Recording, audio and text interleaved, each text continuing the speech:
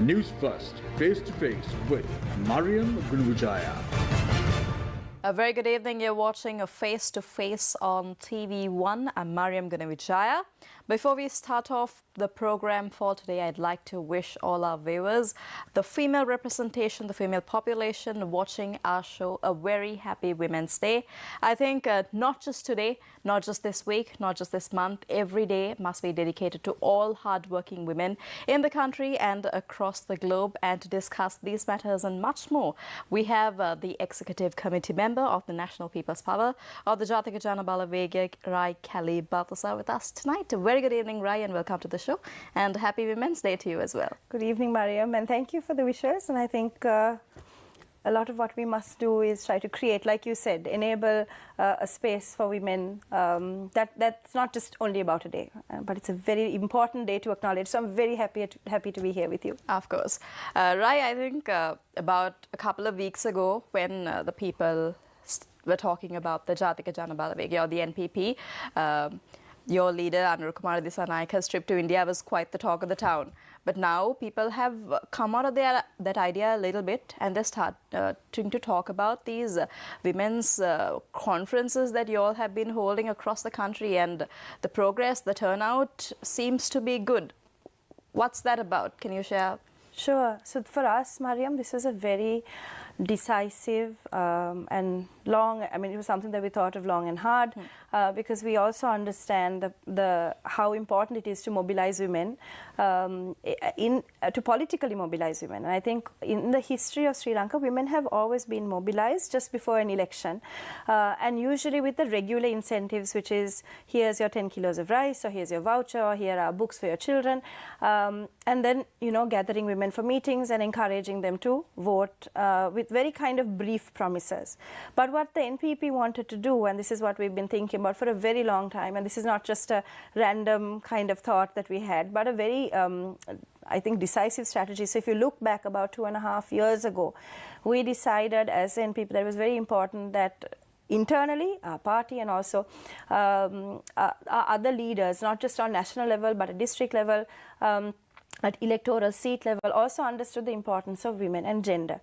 So this required us, so I'm taking you back in time a little bit. So I know people only see the kind of larger picture of the women's the conventions, but I'm taking you back in time just to explain.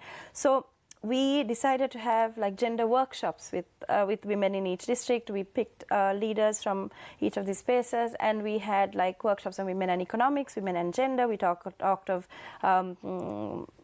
of sex, we talked of, a whole women and leadership, and we talked about so many things that I don't think we'd regularly touch on, and this from a fairly a left perspective. So we did this, and this was a part of the strategy, and thereafter we went in, we spoke to women again, and we encouraged them. So even though you're seeing these big women's conventions at a district level, what we essentially do is we go into wattas or to our villages, and in each geographical area, which is like equivalent of a ward, we will sit with women and talk to them about the work that they are doing, about the plight that they have at home, and encourage them to be and mobilize them as leaders. And so and then we have the smallest unit is a Kanta Sabha, or Women's Council. And so we've established councils in every district, in some places more than others, and we're still working on it. And it is those women who then gather at our convention. So it's this huge amount of work that goes beyond kind of gathering people and randomly telling them we're having convention, please come. But in encouraging women to really understand their own politics, encouraging women to understand that the work they do and the lives that they live are essentially political. It's something that we say every day. The personal is political, especially for women, especially on Women's Day. I think it's important to remind that the personal is political, and there's no divide. And so everything about their lives is political, and unless they were taking charge of that. So I think that's what we're seeing now. As a result, we're seeing women in the thousands, gathering at each of our district conventions. We started off in Matara, which is where we kicked off because we know we have really good strength there. Then we did Hambantota Gaul, we did Badulla Monragala, we did Kandy, we did Gampaha, which was incredible. Ratnapura was our last, and of course we will have our Colombo Women's Convention on Sunday. So we're looking forward to that nervously and excited, but we know that there's great strength. But these conventions are really, in some way, Mariam, it is historic because never have women, I know in our history, in politics and through NGOs and other civil society organizations, we've always talked about mobilizing women, but never been able to do it, and especially with no incentive. But here the incentive is much larger than just a personal incentive. It is something bigger. It is something that is a kind of a communal incentive, that, this idea that we must all be a part of this. It's very powerful. But Vraie, now you all started this off in rural Sri Lanka, and people believe, at least I believe, that when you take this matter to rural Sri Lanka, most of the women, I think, are still under the impression that I can't come, ගෙදර වැඩ තියෙනවා, කුසිය වැඩ තියෙනවා, I have a lot to do at home that I can't, spend my time doing this, I have so much more to do at home. But have you all been able to change that mindset now? So that's what's really interesting, because I think that's true of, I know you're saying in kind of rural, but it is the same for the city. Wherever we go, and I've been at multiple meetings both in and out of Colombo district, in and out of Colombo city. And so we have meetings and we say, firstly, we have to acknowledge that the work that women do at home is work. I think if you start there, if you talk to women and say, we understand you've made the time to be here today, but we understand for you to be here today, you've had to discard you've had to put aside, or you've had to put on hold a whole bunch of stuff at home for which you are not often, the work that women do on a daily basis, caring for elders, caring for children, cooking, cleaning, all of these things, care work isn't considered work. So we first acknowledge that. And then we say, but our care work is intrinsically linked to the health sector. Our care work is intrinsically linked to food and nutrition. It's linked to the economy, right? So there is no longer a way for us to say, I am going to be only managing my work in the kitchen or only at home, because there's the women no longer have the ability to manage what they have been traditionally managing at home, because of the economic crisis, because of the issues that they have.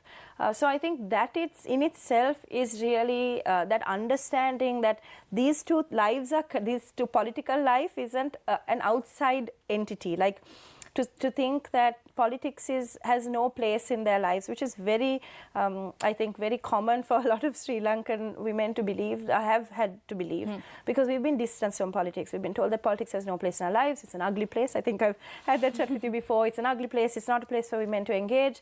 And really, you manage your home and take care of your children, and that is the extent of what you're doing. But we encourage women and we tell them, think of the work that you're doing and how little you are also supported, not just by your own family and society, but by a government that decides, say, for instance, last year, to cut 50% of the monies that would have gone towards aiding women and children this year alone, which is why we protested. But it is that kind of basic knowledge, explaining to women that the reason that women work so hard, in particular in educating their children, which is an aspiration that I think across the board all women and all mothers will have, or all grandmothers. I mean, you have whole generations of women and men who support their children's education. But if you have a government that's only setting aside 1.8% of our monies for education, whereas we would set aside over 15% for national security, and asking women, what does that mean for you? We know you are not engaging in the debate on the budget. We don't. Unless you're in politics, you rarely listen to what is happening in those conversations in Parliament. But our real push for women is to say, well, you have to listen, because it's because we are not listening and we haven't paid attention, is that they can set aside so little, 1.8%, the lowest in South Asia, for education, is because we haven't been listening. And as a result, you are paying more because your school your children can't afford to, don't have a good school, they don't have access to a good school, they are, you're pulling out your personal money, sending them for tuition classes. How is this sustainable? And therefore, you need to be able to fight for your right to your children's education. If we do it collectively, then we have a solution. So I think it's pitching it like that and talking to women, enabling them, helping them understand that these things are all interconnected. And that's a really hard job of, I think. And that, they buy that and they reconsider their thoughts. I think that's what's happening, and that's why we have all these women joining us in, very large numbers. But also, it's not just the numbers. I think the numbers are great, very thankful. But it's also how they go back into their communities and then figure out what else they want to do, how else they want to mobilize in their own communities. I think that's really what, having a convention is great. It's out there and it's big work. But really, what do women do once we've established these councils, the kind of work that the women will do within those councils in addressing issues in their own villages, in their own wattas, in their own cities. I think that is really the hard work that we have as NPP to go forward. And I think that's a challenge that we have. And it's a challenge that we've fully accepted. So, Vraie, according to the Constitution, this year is supposed to be an election year. And we have a 52% population. But what about female representation in politics and parliament? Do you think we would at least see a little bit of an increase this year? Do you think there's going to be a change in the country? Or is it still ground level work? Well, the presidential election, I think you've already seen the candidates who are all male, including from our party. But Anukumar Dissanayake is a great ally of the feminist and the women's work that we do, and which is obviously, I think, something that you'll see even as he speaks at all these conventions. But that is a presidential. So set that aside. And there's a general election which is still looming, pending, and we know that it must happen. And I think for NPP, what will be really interesting, Mariam, is that you will see more female candidates. For local government, there is a quota that you have to fulfill, right? And so therefore, by default, you will have those numbers.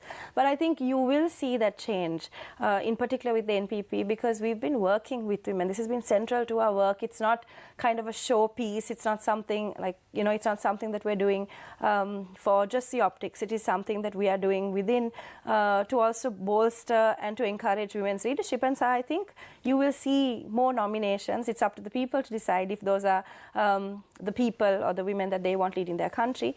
But I think we will see more women's leadership in the months ahead for sure. Right, I don't know if you recall the last time you were here on the show. I asked you this question. I told you that we don't really hear a lot of young girls saying that, I want to grow up one day to become a leader, to become the president and, take up leadership roles. But do you think we would be able to see it change over the years? Not just little girls, maybe the youth that you all go and talk to with your ground level work. Do you think we would be able to see new faces in politics anytime soon? Yeah, Mariam, after that conversation, I've been thinking about that a lot too. Like, what does it mean? And I think I answered in some way, but it's stuck in my mind, that conversation you and I had, in fact. And so very often when we go out and we talk to women, and then we encourage them to be a part of the, to be leaders in their own communities. And then when you say the word leader on iCarver, there's always this apprehension, this immediate apprehension, not just from younger, I think younger girls are far more dismissive of it, but women who are just no, I have nothing to do with this, I'm not a leader, I am who I am, but I'm not a leader.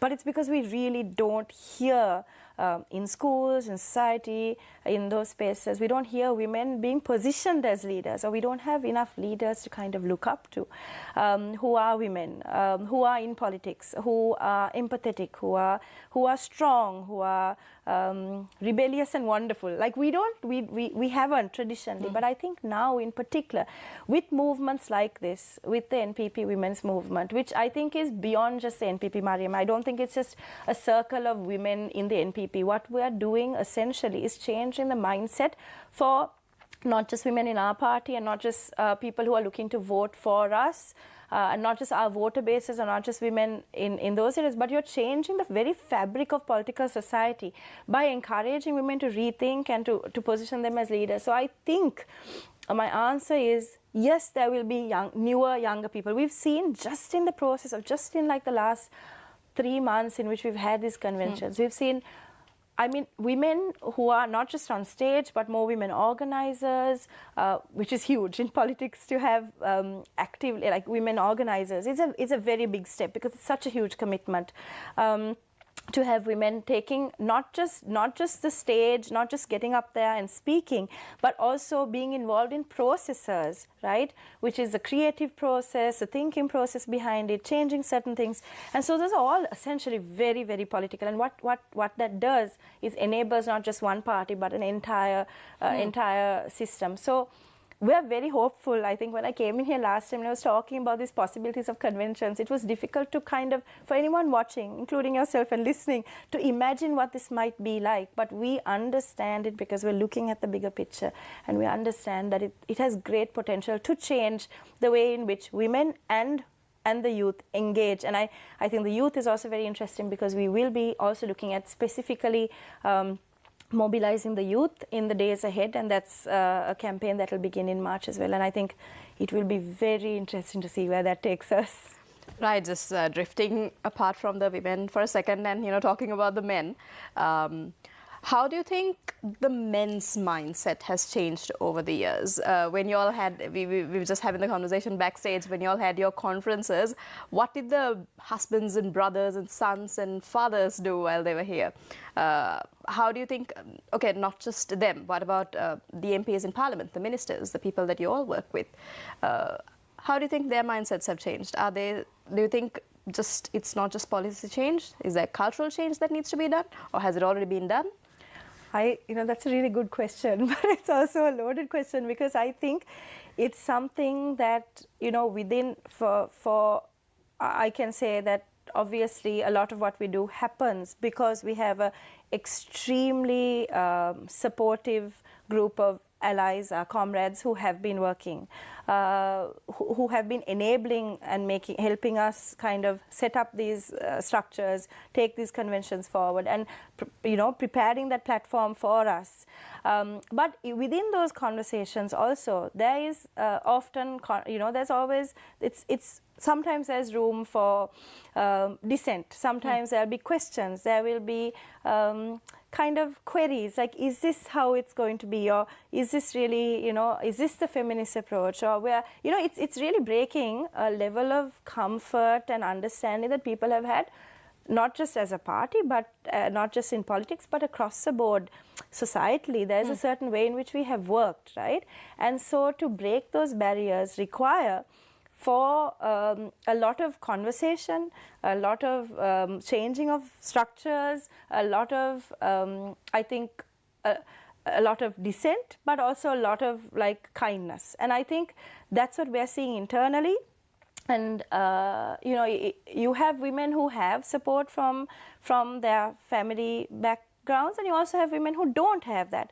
But I think for us to be able to enable the support for both those groups of women, whatever the circumstances, and just say, yes, we're here for each other, I think that is really very powerful. And you see that happening. And we see that happening. And I think our challenge is how do we then extend this circle of support to everyone working in our Kanta Sabhas? How do we, we are not creating kind of superficial Sabhas where you have a Kanta Sabhava and the reason that you're part of the Women's Council is because you're receiving some kind of donation at the end of the month or whatever it is. That is not the way in which we in particular talk about how much we need support for each other. How much kind of mental stress there is at home, which is a real truth for most, a lived experience for all women, right? The kind of battles we fight at home. So how do we then find ways to share that? How do we find ways to share that that grief? How do we find to share certain ideas to support each other? And I think that kind of, to be honest, a very humane and empathetic approach, especially in women's politics, is required when we look at structures, because inherently the work that we have at home with the managing home care work is different. So we can't expect to have, say, a meeting at 6 o'clock, ask all the women to come at 6 o'clock for a meeting on an evening on a school day, because they have care work, they have to cook, they have to manage their kids. So I think changing times, managing different, everything changes when you're working with women in politics. And I think the men also, or anyone supporting us in fact, has to make allowances for those structural changes. And so it's nothing happens overnight, Mariam. It's brick by brick, brick by brick. And I think that has been integral to our kind of success of the movement, but it's hard, and it'll continue to be hard. I won't lie. So I just told you that some women are of the stance that they belong in the kitchen, if I worded that right. But there are also men who thought like that. Do you still meet men who think like that? Do you meet men who think out of the box now? I think we meet a lot of people who still think that like that okay. is. What do you all do to change their mindset? I think it is really a way in which, well, I mean, I would ideally think that something like education would be very powerful in the process, and so you're not changing maybe people who've already had their minds set to a very patriarchal way, but you're teaching young boys about life skills, about cooking and cleaning, and saying these are things that you need to essentially know, as well as, just as being a human and to be alive, you need to know all of these things. And so that the burden of making money, for instance, isn't only a male thing, which is a huge amount of pressure for men, but within that patriarchal structure, that is how it works. So ideally, when you're really dealing with younger generations, that would be the way, the approach. But with older generations who've already got their mind set in a particular way, I think when you through movements, there are ways in which we learn and unlearn. Mariam, you and I have over the years also learned and unlearned certain things. I have unlearned a whole bunch of things. I've unlearned what I have thought I've known about, for instance, the party, right? So all of these things, I think, are things that we have had to learn and unlearn. So I think we have to leave that allowance for a lot of people who, not just men, but also a lot of women who believe that that is where we should be, that's a safe place. And so unlearning is necessary, but it can't always be done forcefully. Sometimes it has to be done a little more gently. Sometimes force is required. So there are different approaches that we take, but every conversation we have, every interview, every meeting, every opportunity to talk to both men and women is an opportunity to change that. And I think it's a huge responsibility. Education will play a massive role in it. At the moment, what we have access to is our stages and media and these platforms. And in every opportunity that we have, we try to explain how these things work. So we bring these things up in our meetings also, as small as they may be or as large as they may be, and we hope that it trickles down and the waves will flow and people will slowly start unlearning. You mentioned education. Do you think we're doing it right under the current government, or how we've been doing it so far? Or what do you think should change in the education system for men and women to understand women's role better? I think if you, just as an example, and I think this has been used before multiple times, but I'll just very quickly tell you. If you look at one of our kind of government school books and you look at how race is represented, or if you look at how, everything begins there, how religion is represented, or how gender is represented. So you have the mother sweeping or working in the kitchen, the father with the briefcase walking out of the house or whatever. And if you go against that kind of gender-like norms that have already been set, those stereotypes, then you are considered almost like to be kind of weird or strange or not conducive to live in this society or whatever it is. So I think those are the kinds of very small ways in which, like in our school books, in our teaching, in how we expect, it's from the smallest thing. Like those are things that must change. But for this change, there are thousands of children at the moment who don't even have access to school. So, it's very difficult for us to talk about changing education without even talking about the economics behind education. But education, economics, all of this needs to be reimagined. And I think as NPP, this is something that we are really focused on trying to do. Right. Also, while we speak about the education, and I'd like to touch a little bit of Parliament. Female representation, the laws that we passed. I believe the President a couple of days before mentioned that we passed 40-odd laws and we're going to pass 62 more laws. But is there anything women empowerment, female related in this? What do you all think should be done there? Because that is the basis, right? Only when part of the leadership or those who govern the country and those who actually get to make political decisions think right, that the people will be able to engage in those. Because if the idea doesn't come from there, then there's no way we could give our opinion about anything. So What do you think of whatever is happening there? The Sure. laws, what should change, think what should continue? Right. Well, I think a lot of what has been presented in Parliament recently, in particular with the right to freedom of speech, I mean, multiple things have been very undemocratic in many ways, right? And so it's very difficult when a government that is so undemocratic also talks about women's participation in the economy and this kind of larger conversations, which I saw Ranil Wickremesinghe talking about this at a forum about women's engagement in the workforce, and then also changing labor laws, which are seemingly, from kind of a neoliberal sense, progressive, but also if you really look back at some of the labor the changes that are being pitched, what does that really mean for women who are going to be working those different hours? Like, what are we kind of adding on plasters on top without really essentially changing the world of work for women? And I think those are things that we must be able to focus on, because otherwise all of these kind of things that are brought as laws or as I think even in Sri Lanka at the moment, Mariam, this is something that we say as a political party quite often. There's if we were to enact our laws correctly and enable them in a way in which I think there's a lot of there's a lot that we can already do, but these newer kind of laws or newer kinds of bills that are popping up are in some ways to repress the citizen of this country and not really to enable them in any way. So for women, what does this mean for women? What does not being able to engage democratically mean for women? What do labor laws look for women? And I think at the moment, to be very honest, it's a very bleak situation, because we're all in an economic crisis. Yes, when the president and those representing the government speak, they talk of, no polling now. They will say, there are no lines, there's no this, there's no that. But the level of debt in a household, in every household, you wouldn't. I mean, I'm happy to say this, as in I'm very sad to say this, but I'm happy to share this piece of information. Everywhere we go, I will sit and ask women about how much their light bills are, how much their water bills are, and I've been kind of tracking this as an individual, also because I'm interested in seeing how women manage it. Every month there is so much more. There are women who are in debt more than they were the previous month, because they are unable to pay. If they're eating, they're not paying a light bill. If they're paying an electricity bill, they're not eating. They're taking loans at higher rates. They're becoming more and more vulnerable because they are getting stuck with microfinance loans. They are pawning their jewelry, which they have now lost. And so you have this kind of larger structural conversations on how we're doing better as an economy. But realistically, what does that mean for people's homes?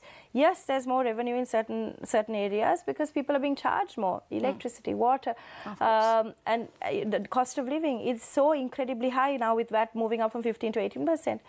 People are just drowning in taxes. And so what does this mean for the reality of regular folk, of the working class in Sri Lanka? I just remembered one thing. We need to wrap up in a minute, but I want to quickly ask you this. While you've met thousands of women over the past few weeks or months, I want you to share something that touched you, something interesting that you felt, that you heard from someone when you met them or at a conference, that you think would be life-changing for our viewers that are watching us tonight. Gosh, okay, that really puts me on the spot. I think I wasn't prepared for this in any way. No, I hear the most incredible stories on a daily basis. I think as politicians, we're privy to hearing so much about people's lives. And so every day people share so much of their issues, their lives with us. I don't know if there's one particular story I can share, but those stories of everyday kind of struggles, but how women have managed to come through, and it's always kind of collective effort. But I will say this: one of my favorite things to see is the stories of women who, really historically over many years really struggled, who are now being given the recognition they need through our councils also. And it's a really beautiful thing to see them being able to share a thought, a talent, something like that. So I know it's not exactly what you were looking for, but I hear so many stories that I think my brain's foggy with how many, but they're very, very powerful. And I think that is what women need to now really work on being their powerful selves. Of course, right. So that was a very interesting discussion with Vraie Kelly Balthazaar, Executive Committee Member of the National People's Power. Thank you very much for joining us tonight. We had quite the interesting conversation. Wishing our women once again a very happy Women's Day. Thank you very much for joining us. Good night and take care.